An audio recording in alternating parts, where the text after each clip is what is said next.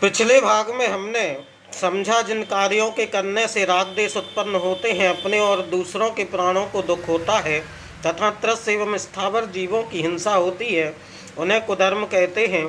अपने व पर के अंतरंग वाह प्राणों का हनन करना हिंसा है। राग देश आदि के उत्पन्न होने को भाव हिंसा और त्रस्त एवं स्थावर जीवों के प्राणों का घात करने को द्रव्य हिंसा कहते हैं। अब पंडित जी आगे कह रहे हैं, एकांतवाद दूषित समस्त विषयादिक पोषक अप्रशस्त रागी कुमितन कृत श्रुताभ्यास सो है कुबोध बहु देन त्रास।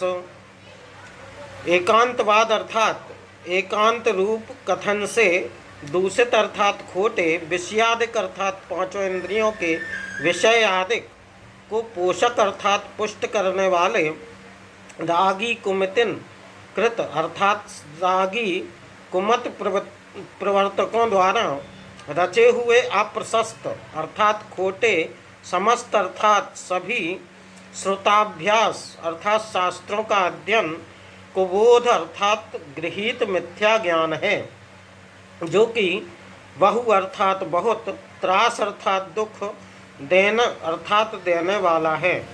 एकांतवाद से दूषित और पंचेंद्रियों के विषयों को पुष्ट करने वालों द्वारा रचे गए शास्त्रों के अध्ययन को गृहीत मिथ्या ज्ञान कहते हैं। वस्तु में रहने वाले अनेक धर्मों को न मानकर किसी एक धर्म रूप ही वस्तु के कथन करने को एकांतवाद कहते हैं। जैसे राम पुत्र ही है, किंतु वो केवल दशरथ की दृष्टि से पुत्र है, सीता की दृष्टि से पति भी है, लवकुश की दृष्टि से पिता भी हैं। हम इस पर और भी चर्चा करेंगे अगले भागों में। आज इतना ही। धन्यवाद।